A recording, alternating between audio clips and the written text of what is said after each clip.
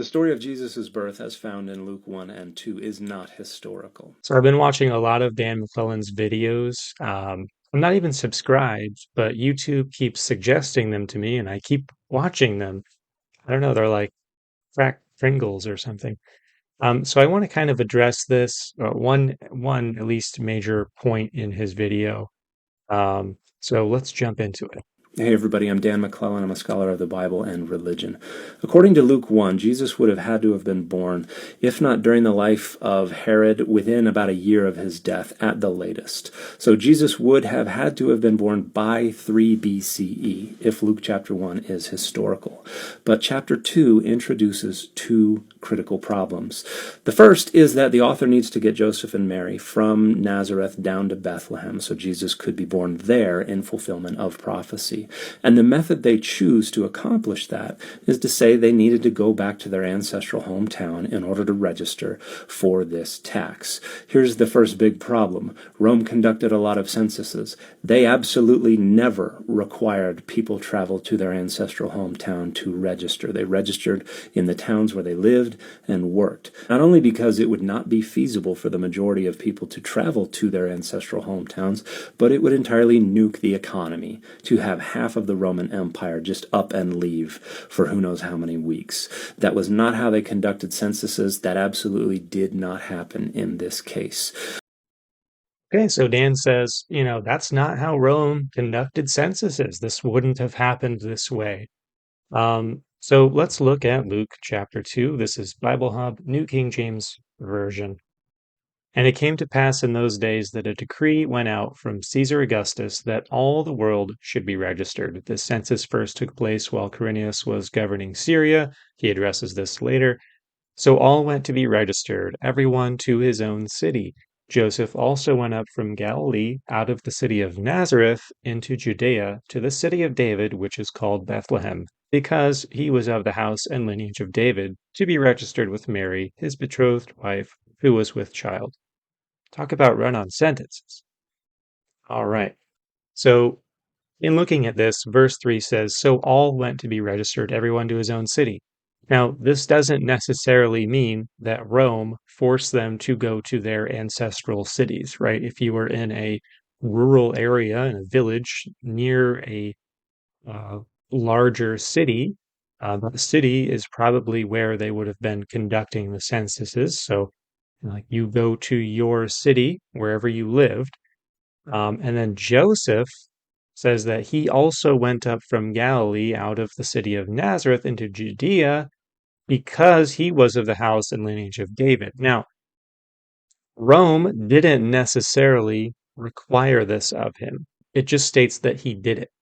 Now, what reason would he have to do that if it wasn't required?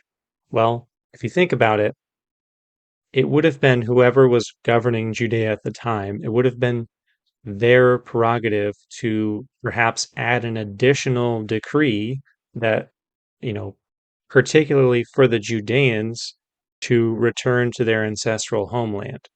While the census was conducted by Rome, it is nonetheless an official record that is being gathered by people within Judea. So this would have been seen as an opportunity for the Jewish people to have an official record of their lineage, their homeland, right? And this is a people that is very concerned with lineage and ancestral homeland, right? Herod, Quirinius, whoever may have had, or the Jews in cooperation with Quirinius may have had an additional decree that isn't mentioned here.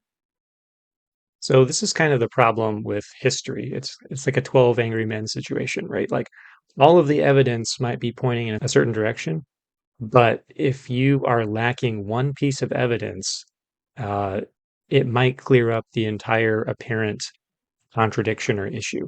This is certainly potential.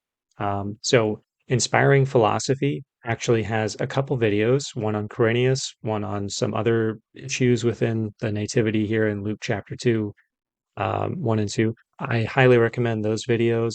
Way more detailed scholarly, information and data that are brought into it, but I'm addressing a couple things that he didn't address in those videos that I think will further debunk Dan's claim.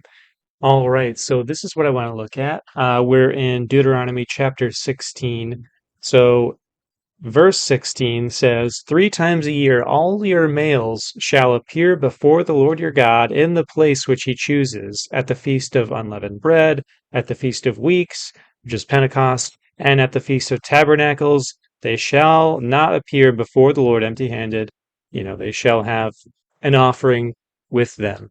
So this means that basically all the males of Judea, or at least a representative from each family, was going to travel to Jerusalem every single year for 3 of their feasts.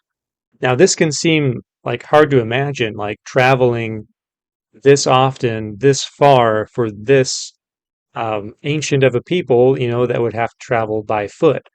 But this is what they did. And really, Israel is not that large. I mean, it would have been quite a distance, but this would have been what they did.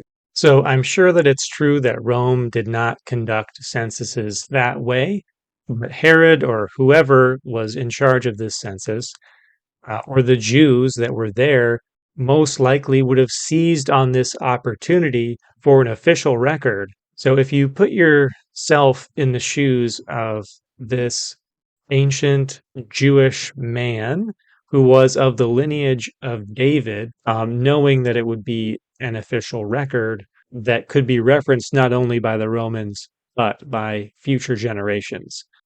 So, as far as I'm concerned, like this basically eradicates that point that he made about it nuking the economy and all this. Like, I'm sure that it would have for Rome if it was the entire empire, but the Jews were used to this. They frequently had their able bodied men travel a large distance to get to Jerusalem for a vast period of time, even. Like, one of them is unleavened bread, the other is Pentecost. Those are 50 days apart. And we actually have evidence for this within the text. So being that the inn was full, this was obviously a very busy time for Jerusalem and the surrounding cities. It probably would have been during a feast time, or like I said, it may have been because this census had some additional decree upon it for the Jews, or to come to a centralized location like Jerusalem if they were within that region. And then Joseph realizing, like, I want to be counted among my people, among my with my lineage. If he went to someone taking a census up in Nazareth, they may have like, sure, okay, lineage of David, sure, right. Whereas the ones in Jerusalem may have been more apt to record that, and he wanted to be in that record. So it may have been a personal reason. It may have been a regional decree.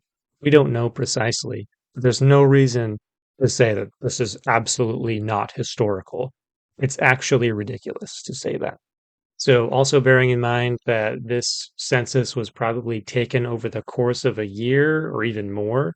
So, if you were going to travel even a short distance to register for it, or if you were of the line of David, you would probably wait until you were going to Jerusalem to register. You are staking your claim not only for your heritage, but your ancestral land for future generations by doing this in an official record, if that makes sense. It does to me. I don't see his point as being valid whatsoever. And then, so let's look at the rest of it here. The problem is even bigger, however. The author says that this happened when Quirinius was governor of Syria. And Quirinius became governor of Syria in 6 CE. But the census was not requested until 9 CE. Quirinius, who was in Anatolia at the time anyway, who had nothing to do with the administration of Syria, wouldn't even have been responsible for it. So the statement in Luke 2 that this happened when Quirinius was governor of Syria introduces an entirely irreconcilable historical datum. If chapter 1 is historical, chapter 2 cannot be historical. If chapter 2 is historical, chapter 1 cannot be historical. The two chapters are irreconcilable, and the story of Jesus' birth is not historical in the Gospel of Luke.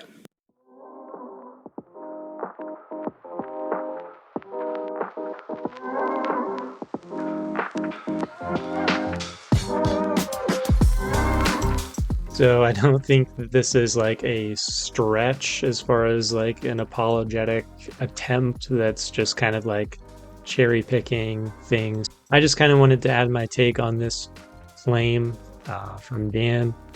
And this is kind of my approach to apologetics is like, well, let's just look at the Bible. What does it actually say? Just because you're saying that there's this problem doesn't actually mean there is a problem.